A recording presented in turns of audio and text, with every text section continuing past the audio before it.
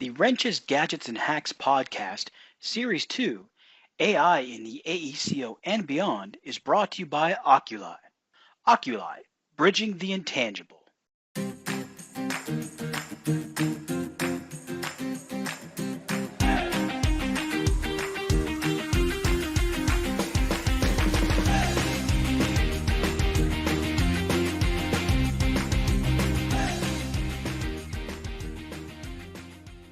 All right, everyone. Welcome back to Wrenches, Gadgets, and Hacks, a technology podcast for the curious and creative in the AECO and beyond.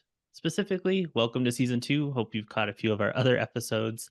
This season, we are talking about AI. If you haven't met me, my name's John Pearson. I hung around for the last season as a co host and kind of participated in that way. And Carl decided it'd be kind of cool if I came back on and grilled him a little bit. So we're flipping the tables for this episode. And he's the one in the hot seat this time around. So that's why I'm doing the whole spiel right now. So you're stuck with me for at least one episode. So in this episode, we're going to go into AI. This whole season's about AI. More specifically, we're going to go into Carl's journey with AI, his journey, the 100 days of AI that he did this year, which dedicating to 100 days of anything is really impressive, especially something as daunting as AI. So we're going to get into that for this episode. And bonus points if you count how many times we say AI in this episode. Leave that in the comments or wherever you're watching this as well. So, yeah, let's get right to it. Our guest for today is Carl. How's it going, Carl? It's going all right. Glad to be here, John. Very cool. Glad to have you. Yeah. I'm very excited to talk about this. I followed your 100 Days of AI through Twitter, and I learned about quite a few tools myself along the way. So it's just a really cool thing. And for people watching, wherever they're watching this at or listening at, I have my first question for you, and that is why did you give up your chances of being a weatherman with the best name in history to be in the AEC industry?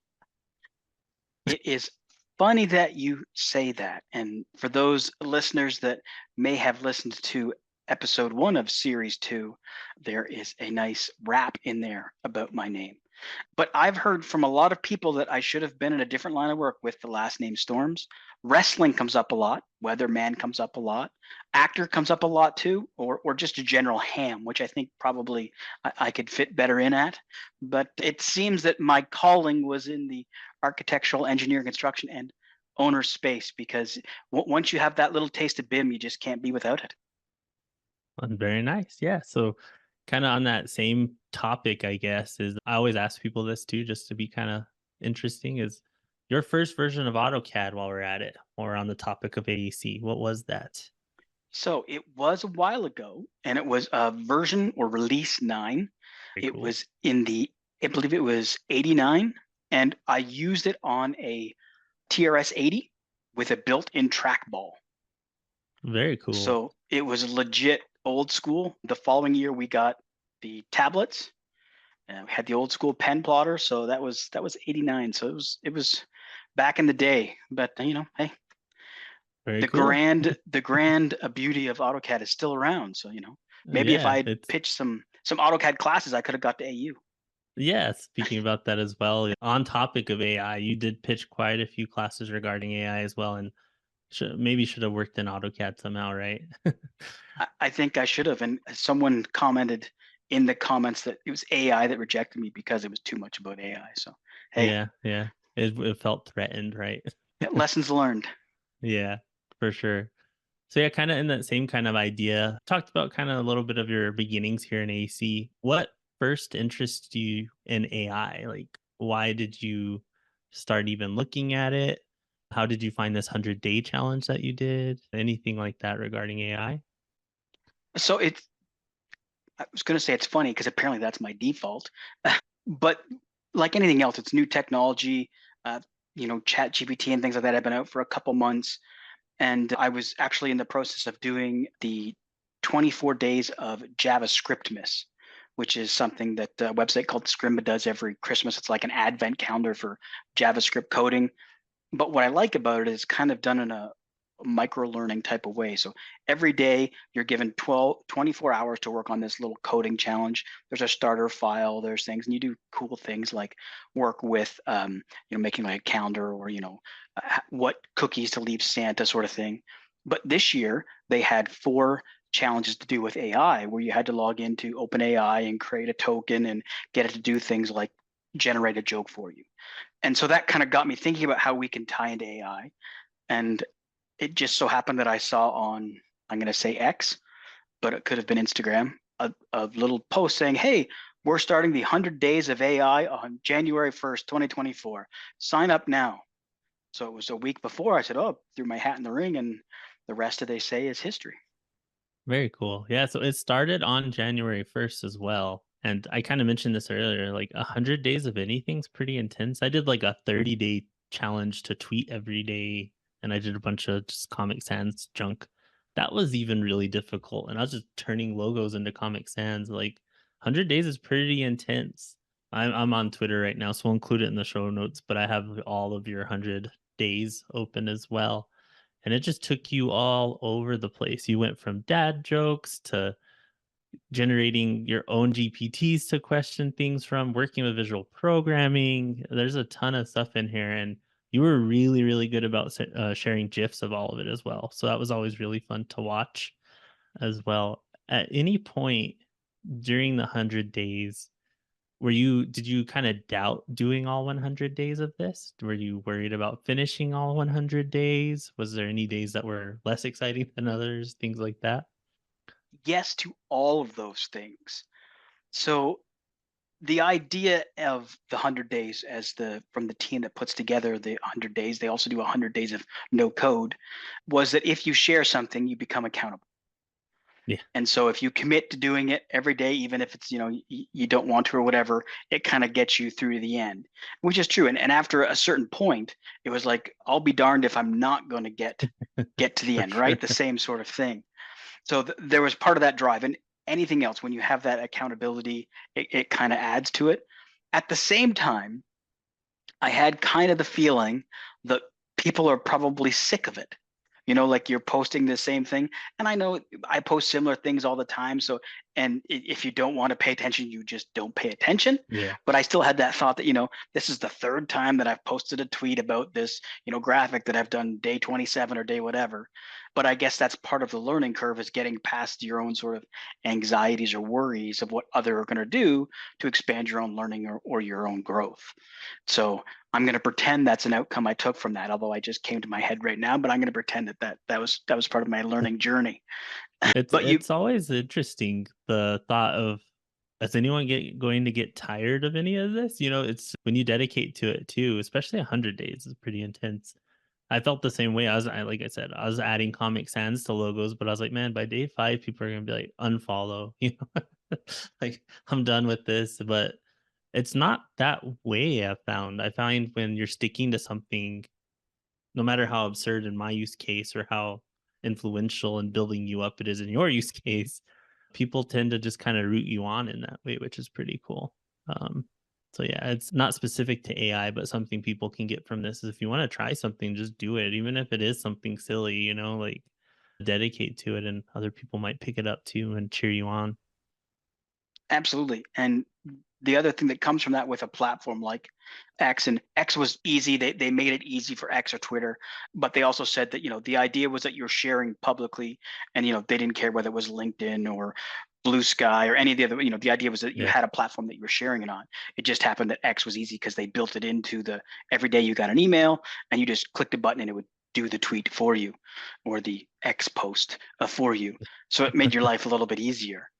But you also get the feedback from people, people that like it, and you see that what comments or what tools, and those are the ones that usually spark the most outcome, is when there was a tool that did something. One particular that I remember was, I posted that there was an AI out there that you could upload a PDF to and it would summarize it. And it started a whole thread about, well, it's good, but it only does like a Yeah. hundred pages, or it doesn't do that. I mean, you were one of the ones that was involved That in was the that one I saw. Yeah. When I particular saw the PDF conversation. one, I was Yeah. like, holy smokes, you can just query a PDF like conversationally. And then I did something about building code. I threw something on Yeah. there about restroom clearances and started asking it questions. And people are like, when I tried it, I couldn't upload the PDF, the whole NCS PDF. And I'm like, yeah, I cheated. I cropped out one page, Yeah. for the And free version. There was definitely limitations. Again, free version. That's something we've heard earlier on different episodes of this podcast. Is that if you're not paying, then you're the product. So there's definitely limitations to the free version. But if you use them as intended to test the product and move on, you get a lot of benefit from that. I've since found a few other platforms specifically, if I speak in the English, that are academic in nature that give you a lot more bandwidth. And in fact, just a couple days ago, Google came out with their latest version, Google Gemini 1.5. And Hmm. inside of that, you can get a free 2-month trial. But when you have the pro version, so it is the paid version, you can upload 1 million tokens. So tokens is AI jargon, but essentially it means about 3 or 4 characters. So 1 million tokens would be a pretty large PDF or document to be able to hit that 1 million token mark. So you could summarize some pretty large documents inside of that. That's right in Google's Gemini now for the PDF Yeah. summarization. That's very cool. And I think like even speaking for Google, if you have like a Google One account, there's like certain amounts you get as well, I think. Yeah. Yeah. And they Um, they tie in with each other. So if you do, like, for example, if you go and get the 2-month trial of Gemini Pro, you also get the Google one as well. As it's part of Gemini, so it's like an oh extra cool. throw in. But that adds a bunch of cool stuff about uploading tiles, and I like the magic eraser that comes with that. Oh, Magic Eraser is nuts. Like Aaron from my work, he had a picture of his daughter and some other kid ran by and he just erased and it like replaced it with the background of like it was around Christmas. So they had a bunch of Christmas lights behind him that he was trying to get a picture of her in front of. And that just wiped the other kid off the image. It was pretty wild. Yep. Those kind of use cases are so great editing. Like I find that for me, I like AI as like an assistant where I'm able to edit things as well. And that's why like the PDF one that you shared, I thought was so cool because you're training it on your data set. It's a PDF you uploaded. Kind of talking about Google as well. They recently added AI search results to Google and it suggests some goofy stuff sometimes. One, and we could probably link it in the show notes as well, but Sean Burke posted on LinkedIn. He asked Google if you can make spaghetti with gasoline, and the answer is from some Reddit, not Revit, from some Reddit post by like someone trolling, and it was like, yeah, you can make spaghetti with gasoline. It's a spicy spaghetti though, and it's like the data set it was trained on was kind of poor in that case, right? So it's just AI's like made people, the public, more aware of data sets, I think, which is a good thing ultimately, because working with clients a lot of the time, you ask them where the data is coming from, and they're like, I don't know. Now people have a hyper awareness of it, I feel, which is pretty neat outcome. Absolutely. And that example, well, it got a lot of media and a lot of press, and like, oh, Google's done it again. They put this out there and it's doing everything all wrong. As you mentioned, it's some people that are trying to get it to go wrong, but it also makes us all aware of that. So it's going to lead to improvement. So these mistakes are, I'm not going to say on purpose, but they lead to a better product down the road. If you wait till whatever product you're making, AI or not, is perfect, it's never going to get out, and some things you're never Mhm. going to think of. So that's the benefit to this little conundrum or kerfuffle or problem. I can Yeah. AI can fill in a better word here. Yeah, there you Maybe go. delve. Maybe delve. We'll delve into the problem. There you go. Yeah, I always like to mention with like the poor data sets too. Years ago now, Microsoft had an AI on Twitter. It was Twitter at the time still. It was Tay AI. And it was a chat bot that instantly got bombarded by terrible responses. So it became hateful, angry, telling people off. So they pulled the plug on it. Like it was like one day or something. And it was just kind of an interesting, it was before all of this chat GPT and everything too. So it was like an interesting indicator of the internet, which is kind of an interesting place too. We can include a link for Tay AI too for people to read about if they haven't. But yeah, I guess with that in mind, ultimately, especially working with AI for the 100 days, do you feel like it's all ultimately for the better of what we're all doing? I think so. I think it's a positive thing. Like anything, there can be detractors, and it can do bad things, but majority it's good. And I think when most people get into it and start using it, they understand that the goal is not to take jobs or to, reinvent the world, but to be an assistant. It's to be a tool in your toolbox, like anything else, like using Revit, like using, the suite of tools from Adobe or whatever it might be. It's something that makes you more efficient at what you do, particularly the things you don't want to do, and give you more time to be the creative side of things. For sure. And it's really interesting too at helping you create. I saw recently on Instagram, if you have something like Photoshop, you mentioned Adobe, to where you edit it with like generative fill or something, Instagram's starting to rat you out now. So it's starting to say made with AI on posts, which is so wild. I think we need that on LinkedIn personally for posts. I see posts a lot of the time, and it's like, that's where the inspiration hit on the morning of that day while drinking my coffee. And I'm like, I don't talk like that. Why did it suggest that for my AI generated thing?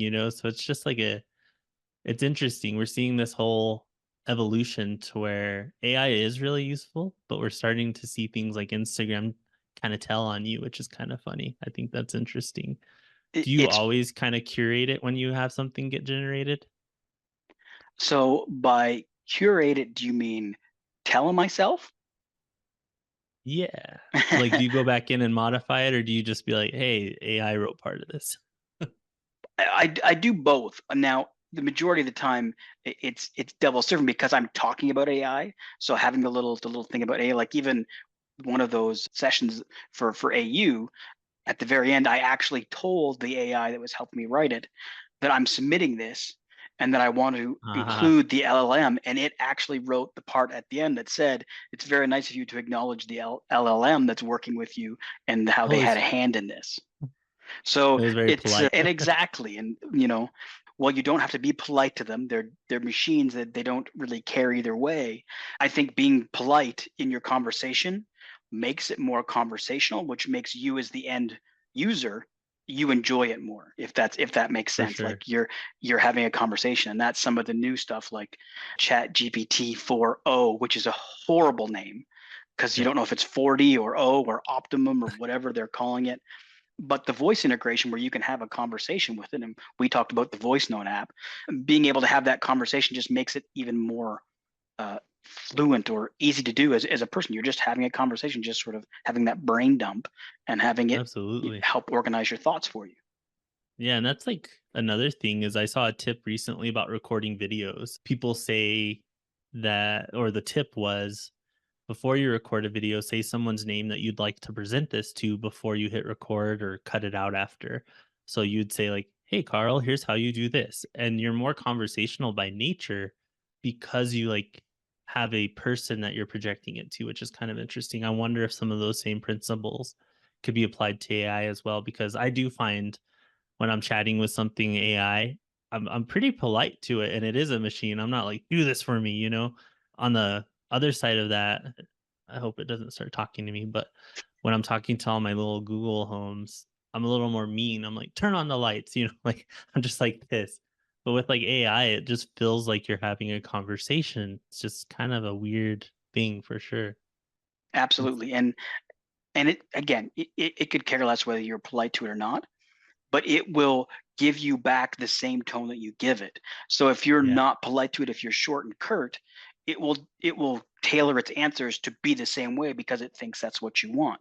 So Yep. you'll get the perception that now this is an unpleasant experience. So you don't have to be polite to it, but if that's how you want to be talked to, you talk to it and it gives it back to you, which seems really weird. But when you Yeah. try it a few times, you'll see that it does make a difference. Yep, for sure. It kind of goes back to that like training data thing. Like the general public is starting to realize like your data that you're training some of this with is really important. So it's just kind of a fun thing brought to the surface in that way, which is just really cool. Another thing, so you've been talking about AI for a little while now, and recently you had to present on AI at a conference without any computers or anything. How was that? Yes, very true. The AEC acoustics event, roundtable, no technology there. So that was very interesting. I was the first person as well to give the conversation. So I sort of set the Oh, man. tone. And we talked a little bit about this on the last episode, so I won't belabor the point. But the interesting thing is that there was about 24 of us in the room. First thing in the morning, first one up there, round table. I thought, well, I'll start this off easy. I'll just say, hey, what is AI to you? And I want every one of you to answer. And it took an hour Okay. to go Oh, through those wow. 24 people because everyone had an opinion. Yeah. Everyone had a use case that worked for them, and there were people from all different areas of AECO in the room. And then there was always a conversation that came up from, well, that makes sense. Oh, I never thought of that. And so as we get It further just around the keeps room, going. exactly. And everyone was kind of surprised that took that long.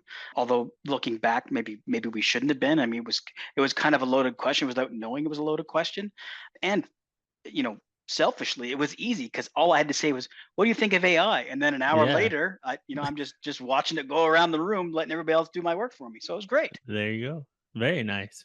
And I'm sure a lot of good stuff came out of it too, because like AI is this weird realm for us in the AEC industry, for instance, to where generally speaking, if someone asks like what you do for a living, a lot of the times you're like, I help people model stuff in a software or, something along those lines. But if you start talking about AI, a lot of people have heard of it to where it's just like they have an awareness of this technology these days, like on the flip side of that, like real time rendering, or for instance, like we've been using that now for a bit within our industry. That phrase confuses people if you say that unless they're a gamer. When it comes to AI, though, people are like, "Oh, you use that, or you do that, or this," and they might have good opinions or bad opinions that it's going to take all their jobs and all this stuff as well. I've had a few of those that I've ran into, but yeah, it's just the interesting thing that people have this awareness of it for sure. Yeah, and I think it's because it's such an ambiguous term. People know it Yeah, from Chat GPT. They know it from movies in the '80s. Like HAL 9000. I guess that was even yeah. before the '80s. So they have all these different things where they know what it is and where it comes in, and that kind of drives their thoughts of what it is. Mhm. And it's so wild. Like a few years ago, it's been 3 years now, I gave a presentation about machine learning and AI, and I asked everyone who uses AI every day or machine learning, and like no hands went up. Like one or two people who were kind of like clever enough to know that where I was going with it. And I asked how many people have an iPhone or an Android, and every hand went up. And I'm like, you use it every day, whether you know it or not. Go to your camera roll and search dog, search sunset. That's all based off training data. And people are like, oh, you're right. Like that's kind of crazy, right? And I think that's flipped now, that if you ask people who all uses AI today, people would have more like strict answers for like, oh, I use Chat GPT, I use this, and it's just like, whoa, kind of wild. Or I have LinkedIn write this post for me. Facebook, I think, writes posts for you as well if you ask it to, which is just so funny. But yeah, it's just becoming more and more mainstream, I guess, right? With that kind of idea in mind, what are some of your favorite daily use cases of AI? And this question comes with the assumption you use AI every day. But yeah, what are some of your favorite use cases, Yeah, daily use cases? I do use it. Again, different things, different uses. Again, Chappy. There is one called Chappy actually, but Chat GPT I use a lot.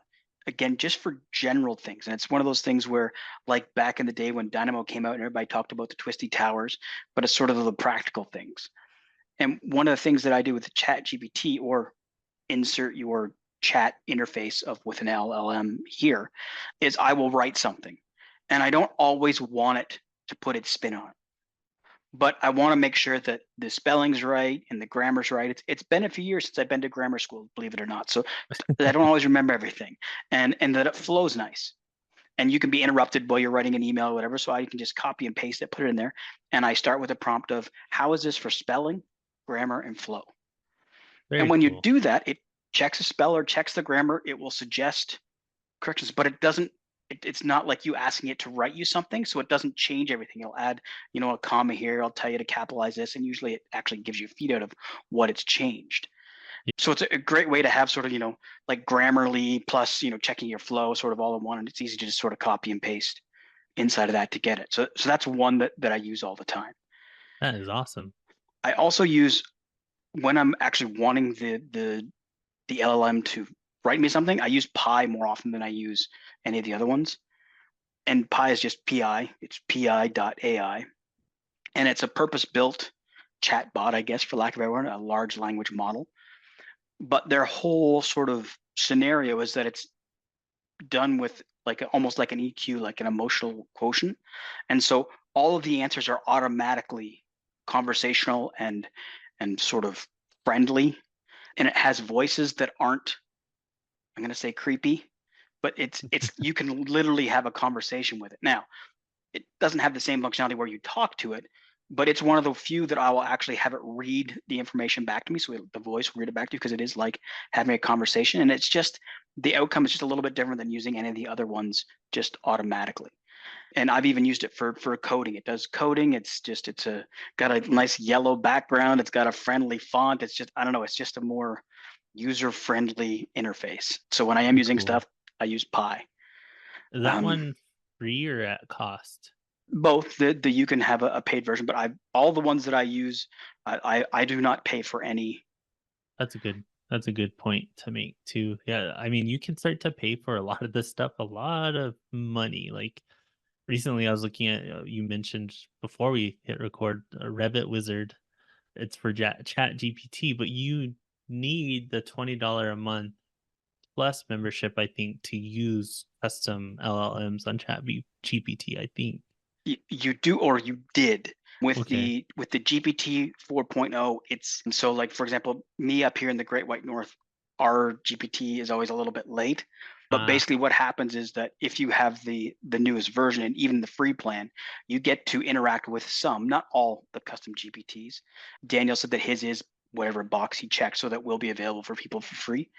But at a certain Very point, cool. your limit runs out, and then when you have the paid version, you get more access, more speed. It's quicker. It's, not throttled or what have you. But as each big player releases a new model with more functionalities and less cost, again, it's competition. It's driving everybody down that Yeah, same road.